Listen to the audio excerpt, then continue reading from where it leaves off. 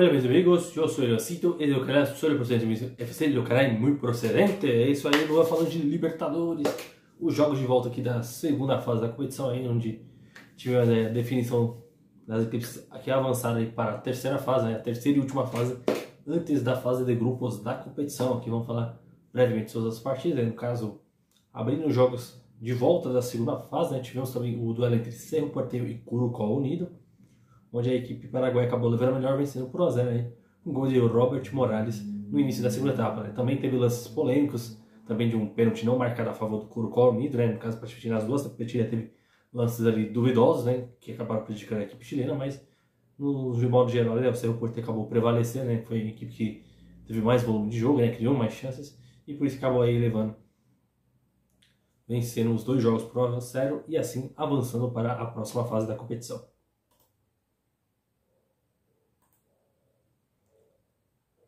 Além desse duelo, também tivemos na terça-feira o duelo entre Sporting Cristal e Nacional, né? No caso, o primeiro jogo a equipe paraguaia havia vencido por 2-0, né?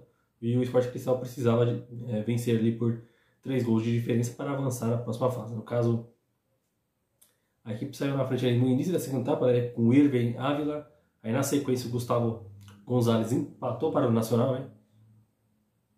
Aí depois aí começou a sequência, né? O Sporting Cristal pressionando e conseguiu ali naturalmente chegar ali ao ampliar o marcador e assim transformando assim numa goleada, né? No caso, a equipe do Sporting Cristal ali pressionou o jogo todo e conseguiu ali a classificação. Depois teve os gols ali do Inácio Oliveira, o Gimar Loura, né? Fez o quarto gol ali, né?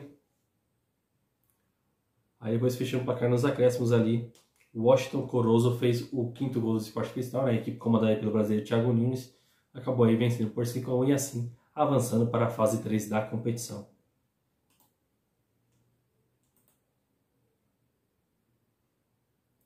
E nos demais jogos, né? Na quarta-feira tivemos aí mais 3 partidas, no caso o duelo entre Huracan e Boston River do Uruguai, né? No caso, a equipe argentina acabou ali fazendo um ganho pelo placar mínimo, né? Com gols de pênalti de Matias Cócaro ali no finalzinho da primeira etapa. O Huracan ali criou boas chances ali, poderia ter ampliado o marcador, acabou levando a melhor ali sobre a equipe uruguaia e assim avançando para a fase 3 da competição. Outro duelo que foi bastante equilibrado na primeira partida, mas só que dessa vez quem acabou levando a melhor foi o Independiente Medellín contra o El Nacional, né? No caso,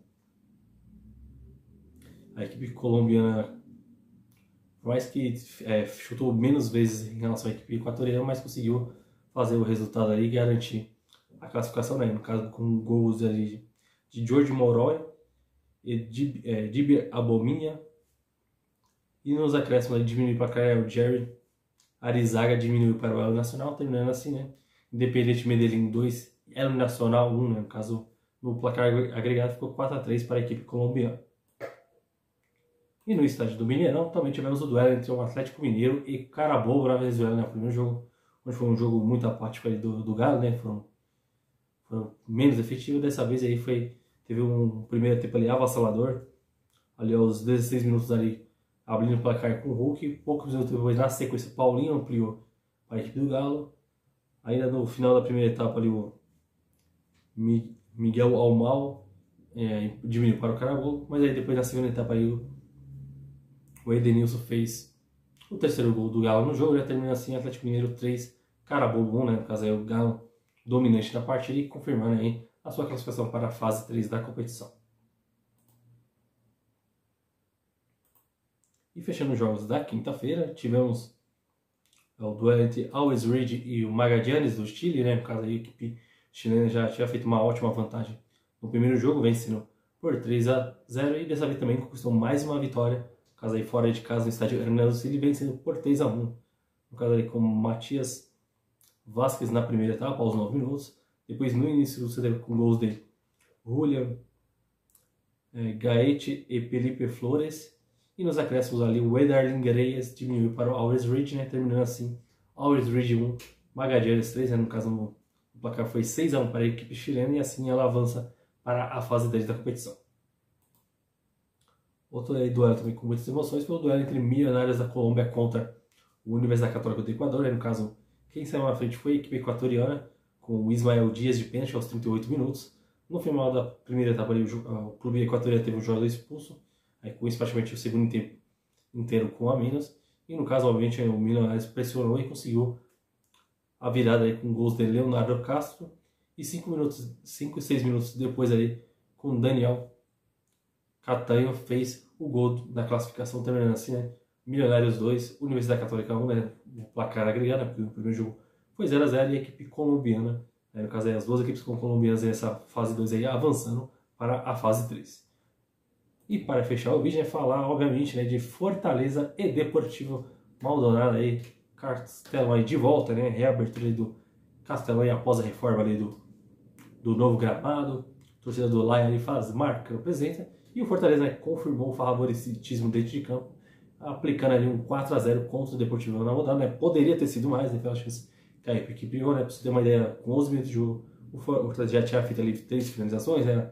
Tinha aquele certo nervosismo, né? Foi volta, botava as mãos na cabeça, porque essa bola não entrava. Ao todo no jogo mesmo, você tem uma ideia, no caso foram 27 chutes contra apenas 2 do Deportivo Maldonado. No caso, a primeira finalização do Deportivo Maldonado foi apenas no segundo tempo. Aí no final da primeira etapa, o Thiago Galhardo abriu o placar. Também podemos destacar alguns jogadores que entraram na segunda etapa e entrando muito bem, né? No caso do lateral direito Dudu, né? O centroavante Lucero, o Guilherme, que também foi muito bem. E na segunda etapa, ali, no caso, com 2 gols ali do Matheus Lucero e um do Guilherme, o Fortaleza aí fechando a conta aí por 4-0 contra o Deportivo Maldonado, né? Confirmando aí o seu favoritismo, e a torcida do Lion aí fazendo uma grande festa. E assim a equipe avançando para a fase 3 da competição. E com os resultados e classificações definidas, né, temos aí os seguintes duelos. Né? Teremos aí o duelo entre Milionários da Colômbia e Atlético Mineiro, né? O primeiro jogo na Colômbia e o segundo no Mineirão. No caso ainda não tem as datas definidas, mas provavelmente será nas próximas 2 semanas. Também teremos o duelo entre Huracán e Sporting Cristal, né? O primeiro jogo na Argentina e o segundo no Peru. Teremos Fortaleza e Cerro Porteño, né? No caso vai ser um pouco mais complicado para o Fortaleza. O primeiro jogo será em casa e o segundo no Paraguai.